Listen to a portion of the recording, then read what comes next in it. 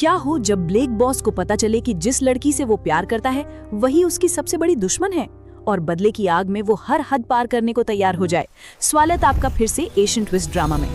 कहानी शुरू होती है जब ब्लेक बॉस को पता चलता है कि कांग नामसून ही वही लड़की है जिससे वो प्यार करता है और जो अब तक उसके साथ रहकर उसे धोखा दे रही थी। तो वो गुस्से से पागल हो उठता है। उसके चेहरे पर दर्द, विश्वासघात और क्रोध साफ दिखाई दे रहा था। लेकिन दूसरी ओर सेक्रेटरी ने ब्लेक बॉस की धमकियों के बावजूद गोल्डन लेडी के साथ विश्वासघात नहीं किया। असल में लाइव प्रसारण शुरू होने से पहले ही गोल्डन लेडी को सेक्रेटरी के व्यवहार में कुछ अजीब लगा था। उसने उसे आराम कक्ष में बुलाकर बात की। तभी सेक्रेटरी ने उसे बताया कि ब्लेक बॉस ने उसे धमकाया है और उसकी चीन में पढ़ रही छोटी बहन को नुकसान पहुंचाने की बात कही है।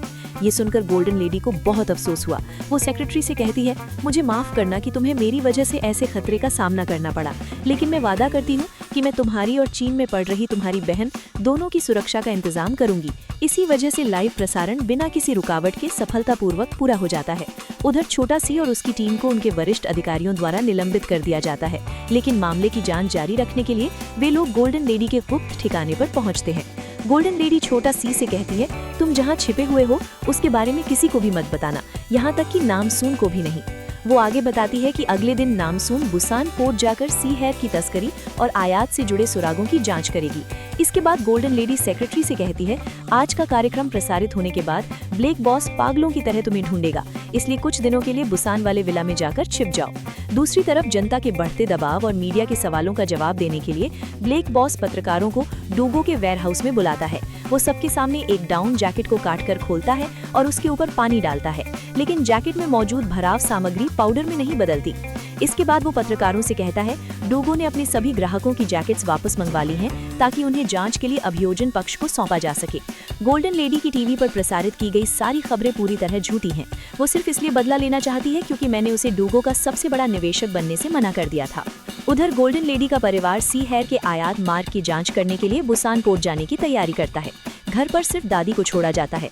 बुसान पोर्ट पहुंचने के बाद नामसून छोटा सी से अनुरोध करती है कि डूगो रिसर्च सेंटर में उसने जो वीडियो रिकॉर्ड किए थे उन्हें सार्वजनिक कर दिया जाए। वो कहती है, मुझे पता है कि तुम मेरी सुरक्षा को लेकर चिंतित हो, लेकिन मेरे परिवार के सभी लोग ब्लेक बॉस की प्रताड़ना झेल चुके हैं।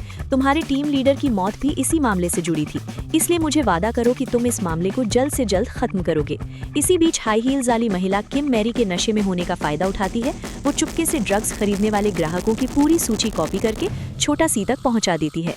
दूसरी ओर अभियोजन विभाग गोल्डन लेडी की पूरी संपत्ति की जांच शुरू करता है, लेकिन जांच के बाद भी उन्हें कोई गैर कानूनी गतिविधि नहीं मिलती। मामला अदालत तक पहुंचता है।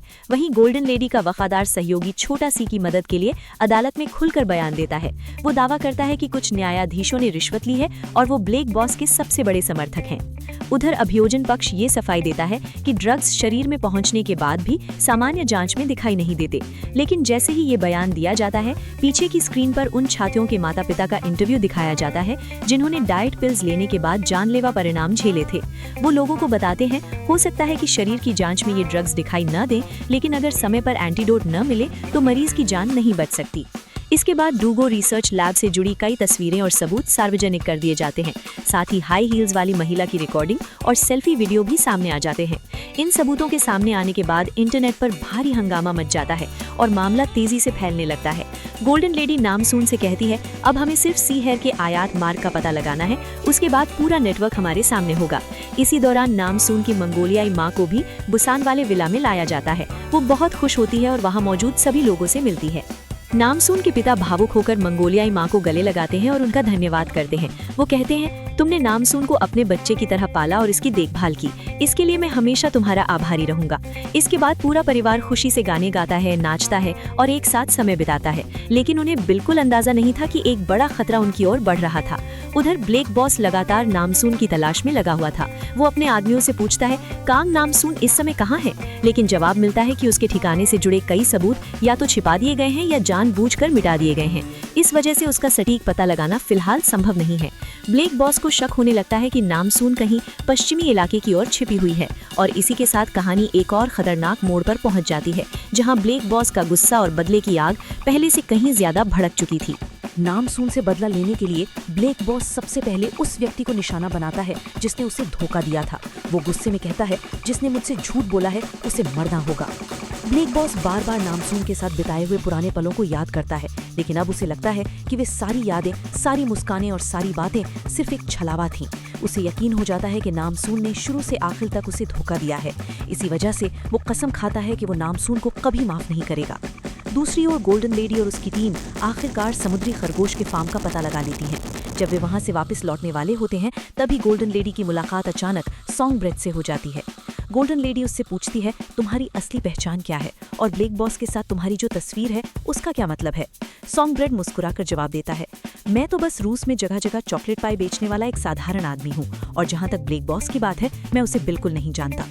उसी समय नामसून के पिता अपने बेटे को घुमाने के लिए बाहर लाते हैं और संयोग से उसी रेस्टोरेंट में पहुंच जाते हैं। वो दूर से गोल्डन लेडी और सॉन्ग ब्रेड को साथ बैठा देख लेते हैं, लेकिन जो कुछ उन्होंने देखा उसका गलत मतलब निकाल लेते हैं। असलियत कुछ और थी, मगर पिता अपने मन में पूरी कहानी बना लेते हैं। गुस्से और जलन में वो तुरंत बेटे का हाथ पकड़कर वहां से चले जाते हैं। उधर नामसून को अभी तक नहीं पता था कि उसकी असली पहचान उजागर हो चुकी है। वो मंगोलियाई माँ के साथ समुद्र तट पर खुशी खुशी समय बिता रही थी। दूसरी तरफ पिता अब भी इस गलत फहमी में थे कि गोल्डन लेडी का कोई नया प्रेमी है। इस सोच ने उन्हें पूरी तरह परेशान कर दिया था। इसी बीच जूंगन एक वकील को लेकर उनके पास आता है और तलाक के बारे में बात करना चाहता है। मुलाकात होते ही दोनों के बीच जोरदार बहस शुरू हो जाती है। जूंगन कहता है, मैंने तुम्हारे लिए वकील का इंतजाम कर दिया है, अब अदालत में सभ्य तरीके से फैसला कर लेते हैं। उधर ख्वाजा अपने पुरानी दोस्तों के साथ खाने पर गया हुआ था। वो खुशी खुशी उन्हें बताता है कि उसकी माँ ने उसे रहने के लिए जगह दी है और कुछ खर्चा भी दिया है। वो कहता है, अब मैं एक्सकेवेटर चलाने का लाइसेंस लेने वाला हूँ, अब मैं मेहनत करके ईमानदारी से जीना चाहता हूँ। वो अपने दोस्तों को भी समझाता है कि उन्हें अब अपराध छोड़कर सीधी राह पर चलना चाहिए। मैं तुम लोगों की मदद करूंगा। लेकिन भोजन के बाद जब वो अकेला घर लौट रहा होता है, तभी अचानक उसके पीछे एक अजनबी दिखाई देता है। वो तेज धार वाले हथियार से ख्वाजा पर हमला कर देता है और उसे बुरी तरह घायल करके भाग जाता है।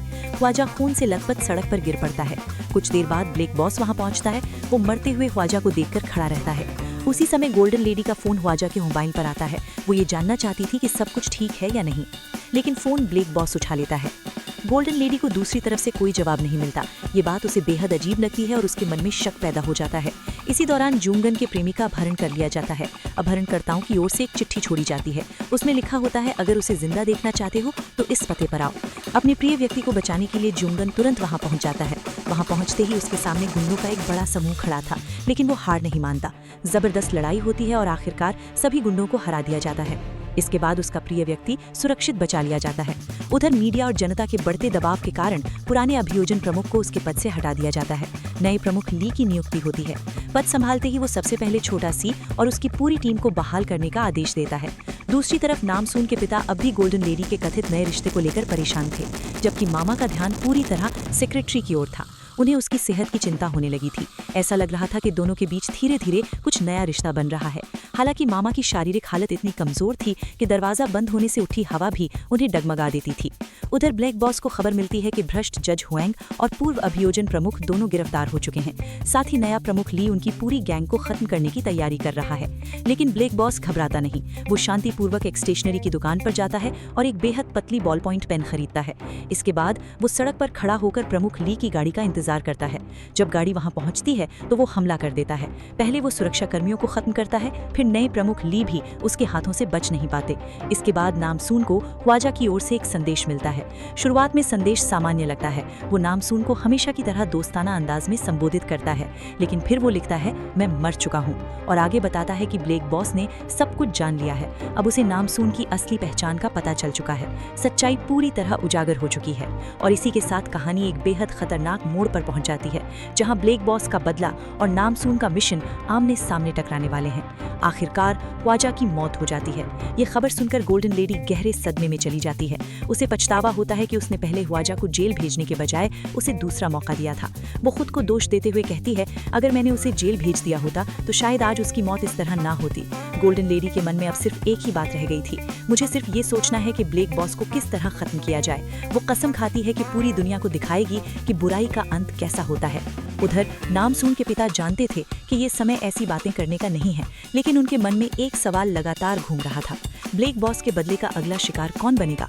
क्या नामसून उसे रोक पाएगी और अंतिम लड़ाई में कौन जीतेगा? जानिए स्ट्रॉन्ग गर्ल नामसून के अगले भाग में। वीडियो पसंद आए तो लाइक, शेयर और सब्सक्राइब करना ना भूलें और जुड़े रहिए एशियन ट्विस्ट ड्रामा के साथ।